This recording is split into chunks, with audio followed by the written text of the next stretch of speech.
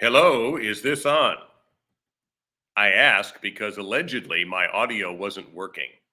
I'm going to look real fast to make sure. Nope, we're good. Anyway, welcome to your Nooner. I'm Dave Lamont. It's Friday the 25th, and guess what? Today isn't going to be too sportsy. I mean, what are we going to talk about just yet? Yes, we're coming up on football season. Yes, we're in the middle of the preseason. College football is getting rolling, and I'll certainly have some thoughts on that. And I'm going to be involved with a unique program that I'll talk about next week, starting after every Hurricanes football game. Look for Gary Furman, Ferman, if you don't know that, Canes fans. Gary has all the details, but I'll be with him and Bruce Warner, a longtime buddy.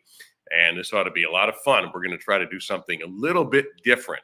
I realize there are a lot of people out there who cover the Canes and who do a magnificent job, some really good, talented people, but we're going to try our own thing and see how it works out. So there's more on that coming up very shortly. And we could talk about Deshaun Watson, the NFL now putting down 11 games. Okay, fine. That seems like a bit of a settlement, which, by the way, Watson is now done with 24 of the 25 who have come forward. It still feels incomplete to me. It still feels like, and I realize he got a $5 million fine. And even if you have signed a large contract like he did, that's still a lot of money. Because remember, don't forget there are taxes. So you say 60 million, that's not going to be every dollar going his way. Anyway, but that does seem, pardon the expression, unsatisfying. I think a year would have been fine. If you're Calvin Ridley and you got a year for some gambling, which is against NFL rules, but is legal in much of the country these days. And I think Ohio, by the way, speaking of Cleveland, all that, is about to open the door for sports betting in person at the casinos there very, very soon, which we can't seem to do in Florida because we're morons. He got a year, and Watson actually may have broken the law, settled, and got 11 games. You decide. But here's what I'm going to talk about today, because I was reminded of this event, and you can't help it. If you live in South Florida, you're reminded every late August about Hurricane Andrew. And this happens to be anniversary number 30. And my thought is, good. The farther we move on from this thing, the better. I am not a big person who likes to commemorate disaster anniversaries. I understand them. I appreciate them. Pearl Harbor Day, I always remember. That was, obviously a massive disaster. 9/11 speaks for itself. Hurricane Andrew is a bit more personal because it was a Category 5 hurricane that struck South Florida before it really, it went through the Bahamas too, and then actually looped into the Gulf and hit into Louisiana. So it was a massively long hurricane because it is very difficult for those things to sustain that kind of energy. And we got the worst of it. At the time, the costliest storm in history. And at the time, I was working for WINZ. That's a 9:40 a.m. I was a sportscaster. But because we knew the gravity of this event, well, let me rephrase that. We knew it was a big, badass storm, and it was all hands on deck. All right, all hands on deck. So this is, the 26th, I think, in 1992. Now, at the time, I'm trying to remember if I had made contact with people at WQAM. My friend Stu Opperman was the program director there, and I was talking to him about maybe going over and becoming their radio pregame, postgame guy for both the Florida Panthers and the Miami Heat. And you might have to fill in on this morning show that we're starting with Jimmy Cephalo. We're going to call it the First Team, but, we're working with somebody else to negotiate with them, and, it's probably going to happen. So if you can just step in there temporarily. So that's what was going on. I was working, towards leaving WINZ. But I hadn't made a decision yet, if I remember correctly. And it is 30 years ago, for God's sake, so I can't remember everything. But we knew this was going to be bad. And the guy who told us it was going to be bad was Brian Norcross, who, if that name is familiar and you're out of South Florida, and you may have seen him nationally, I think he's been on Fox most recently as a national weather man. And also, I'm certain he will pop up on all the remembrances that you'll be watching. Brian Norcross, I remember specifically saying, it's coming. It's going to be here. You have to be ready for it. And it's going to be bad. Now, I'm paraphrasing Norcross. That's not exactly what he said word for word. There were people like our buddy Kelly Craig, who was on the air at the time.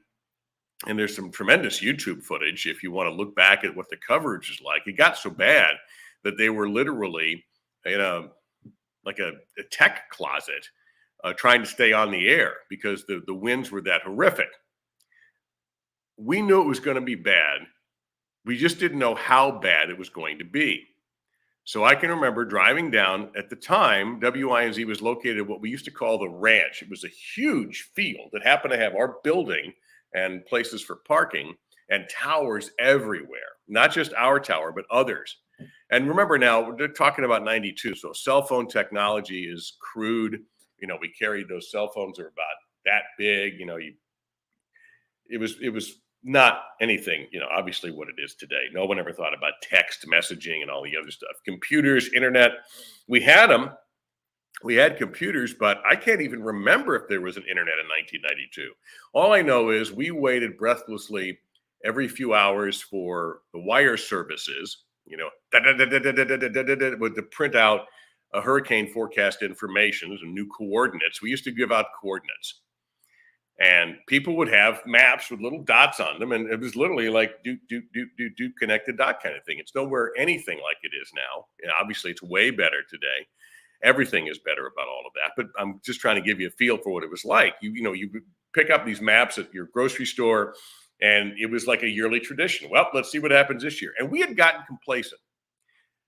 I had lived here since the mid-'70s. And I could only remember one hurricane of any import at all, and that was David. And even that wasn't too bad. And I was living at home with my folks. I remember my dad sent my mom up the coast north. And what happens with these things, as they always do, it jogged away from Fort Lauderdale area and actually made more impact in Palm Beach than it did in Fort Lauderdale. But I wasn't in the media at the time, or was I? Well, maybe I was, but I certainly wasn't. Yeah, I was. That would have been 20. Yeah, I was. But still, I wasn't working. I was just some sports slob. So now we're all hands on deck. So everybody pours into the newsroom, and we were doing I think it was 8 on, 8 off. So I'm pretty sure I was on the air in the evening as we were waiting. And then it was time to try to get some rest. Well, it's a radio station, not a hotel. And while it did have a shower in the back, that was no place to sleep because it was kind of like in the engineering area. So I found a room that normally was locked, but it had all these lighted towers in it that were about 6 feet tall, all engineering stuff, but it wasn't noisy. And I'm trying to remember, somebody else may have bunked with me. I just don't remember who. And you just lay on the floor and you try to sleep. But Andrew arrived in the middle of the night, which made it even 50 times scarier than it already was, because this was a legit Category 5 storm. And already the word in the Bahamas was bad. So I can't remember if I brought a pillow. I'm pretty sure I brought some extra clothes to change into, because in case it was going to be a long day. We just didn't know. We didn't have a lot of experience. I mean, you had a very talented newsroom in there. You had Frank Motek, who's a superstar in Los Angeles radio now. Frank Young then was already becoming a star, and he had some network experience. So he was in there. We had a really good, accomplished group of reporters and anchors in there. It was a talented group. And I remember trying to fall asleep, and I couldn't.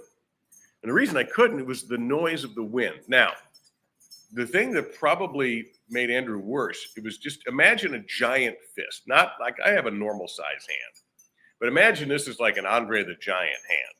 And that's what it was. Well, actually, that's not quite right. Maybe it is more than my fist, because it was a small storm, relatively speaking. But what was inside of the storm was where the devastation was. In Carroll City, where we were, and that is northwest Miami, and it's about 10 minutes from Hard Rock Stadium, which back then was Joe Robbie Stadium. We didn't get that much damage. We really didn't. Where I lived, and I had my own apartment, I had this dingy little apartment near Fort Lauderdale. I, of course, taped the windows shut before I left because I'm an idiot. But back then, we were told, tape windows. It will protect you.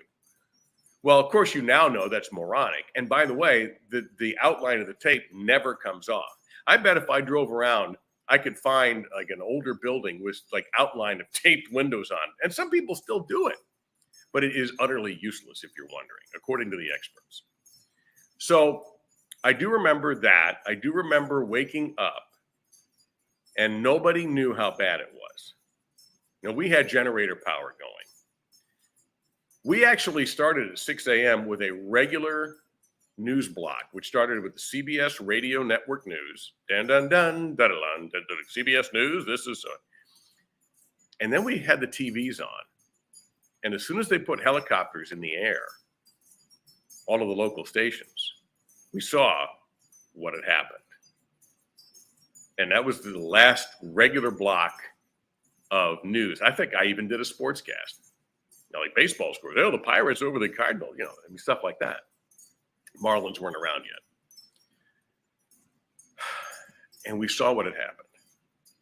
And the expression looked like a bomb went off is exactly what it looked like. It looked as if there had been a raid overnight and some enemy had dropped bombs on South Dade County, which is south of Miami, southwest, places like Kendall, Pinecrest, Homestead, South Miami, Coral Gables to an extent, certainly where the University of Miami is, leveled. Flooding in homes, houses wiped out. People calling us, and we were getting calls in the middle of the night. I remember that, hearing them, and I think I popped up about 4 a.m. I couldn't sleep. And people were going, hi, I don't know what to do. I'm sitting in my bathtub. The roof has caved in, and this is the only place. What do I do? And of course, batteries were an important thing back then, way more important than they are now, because you can just charge these things up and get going again very quickly. But back then, it was a much bigger deal. And no one had electricity, and people were losing their homes right in front of them. Homes were literally collapsing on them. Houses were flooding. It was the worst disaster that still ever hit South Florida, as far as I can tell. I mean, Hurricane Wilma, which came in 2005, was bad. And that was the worst one that personally affected me because of what happened to my area. But Andrew affected so many people. And when we understood what happened, we just stayed local for 2 weeks. 2 weeks, all we did, and that's all I did. I didn't live there. I mean, I went home. And I remember driving, and the further north I drove, through parts of a different county, Broward County, where I lived and still do, there were some down power lines, but it just was wet. And you've had tree debris and things like that you come to expect from even a low-level tropical storm, but nothing that indicated how bad things were 30, 40, 50 miles away, 30, 40, 50 minutes away. That's how tightly compacted this thing was and how utterly. And then you find out in the middle of the night there have been tornadoes, as if the winds weren't bad enough and gusts in the neighborhood of 200 miles an hour. You come to find out there were tornadoes that hit the area. And the shock of it all. And I can remember answering phones and listening to people, just desperate, like, what do I do now? I heard that expression so often. What can you help me? What can I do? And we would just say, try to call, you can call us. Can you call your insurance company? Well, the line's busy. Well, yeah. I don't know. I don't know how many times we would tell somebody just to hang in there. There would be help coming. I remember one older woman who was living east, which didn't get nearly hit as hard as the south and west parts of Miami-Dade, but still took a hit, of course, asking me a couple of questions. And I said, ma'am, I'm not sure I have those answers. She goes, well, they're trying to kill the survivors. I hung up. What do you say to that? So this is why I don't really look back on this very fondly. And a lot of people, I don't know if people do look on it fond. I remember and think, my whole life changed after Andrew. Not because of Andrew, because I did leave WINZ a few weeks after that to go to WQAM. And then my television career took off with Sunshine Network. I met the woman who would be my wife when I got to WQAM, and I did a remote, and we met in April of '93. The Florida Marlins came in. and I was on their TV crew for a little while. I did 7 years with the Miami Heat. All of this after Hurricane Andrew. So in a lot of ways, my life was great, but it had nothing to do with the storm. I'm just interested. Like, that's always a point I look at. It's like, wow, things really turned. And in order to meet my future wife, I had to go to, she was living with her parents at the time. She had moved from California and was working. No, actually, she had her own place, but we met at her parents' place. Well, their house had been devastated. And I can remember driving, they lived in the Kendall area at the time. And I remember driving down. And then when we started dating, she also lived in Kendall. She had an apartment. And for months after the storm, maybe even a year, I think, yeah, that'd be about right. I would drive down the Palmetto Expressway in South Miami-Dade and still see homes with tarps, still see homes that were condemned that hadn't been torn down yet, that had words sprayed on them, some of them not nice. You still felt that devastation for a year and a half, 2 years afterwards. And I can't imagine how people got their lives back together. They did. Most people did. It led to a movement out of that area and exploding in certain parts of Broward County that all blew up because of Andrew. And really, this area changed. Everything changed. People moved in certain areas where they thought they would be safer. Of course, we then took a broadside 10 years later, 13 years later from Wilma, and we had that goofy 2004 where all the storms hit, but most of them didn't affect this area directly. And right now we're in this really mild hurricane season. All the experts are telling us it just takes one. And by the way, read between the lines, National Hurricane Center. I love you guys, but stay being weather nerds and don't try to be marketing experts with your hashtag, it only takes one. We know. Don't dig that at all. Just keep telling me what's out there. I live off of you guys. I check Twitter with you every day. I don't need to have some marketing whiz telling me it only takes one, you know. Not funny. I know it only takes one. I'm increasingly paranoid every summer. Why do you think I want to move to Vegas, besides the gambling and the fun and all that? No hurricane season. I'll live with 110. If I know my roof's going to stay on. Paranoid? Just a little. But so those are my Andrew remembrances. I know I didn't go into a great amount of detail, but I do have, specific memories of things that happened. The noise is what stuck with me the most. And again, we were out of the main field. I don't know what the winds were at our place. They had to be 100 or more, given what was going on a little bit to our southwest. I mean, I knew people who were living in places like Key Biscayne, which, if you don't know, is underneath Miami and east on the Atlantic. And they thought, oh, God, we're going to get shit destroyed here. I'm going to go inland. That didn't quite work out because it was the inland areas that took the brunt of it. And the east, while a hit, certainly, it wasn't nearly as bad. So that's it. That's my Hurricane Andrew show. I'm done with the topic. But there is some fascinating stuff on YouTube, especially the South Florida television broadcasts. They are magnificent to see how these men and women held up during, they had to be thinking about their own lives as well and their own people and friends and family and their own property. But they stayed focused on trying to get the best information possible to the listeners. But if you aren't too up on it, maybe you're younger and don't live in the area, it's worth looking at to see the horrific devastation. So anytime anybody gets nailed, the Northeast a few years ago, Texas has had some bad ones. Certainly when we were watching Katrina and hit New Orleans and just we're with you, we knew, and we didn't have anything quite like that, but we had our own disasters and our own problems and our own infrastructure issues. So it may happen again someday. It's always possible. We certainly are stuck out there in the middle of the ocean, aren't we, where I'm at? But here's hoping it never happens again. Thank you for watching. PBA YouTube this weekend. The time of the final is yet to be determined on Sunday. We'll get it out on social. It will be Sunday afternoon, the last of the super regionals. You'll have EJ Tackett there, Tom Doherty, Kyle Troop, Dick Allen. You've got some stud players going to be in Chesapeake, Virginia, and I will be there also. So I will hopefully see you on Sunday afternoon for the last of our PBA YouTube Super Regional broadcasts. You've had a nooner with me, Dave Lamont. See you next week.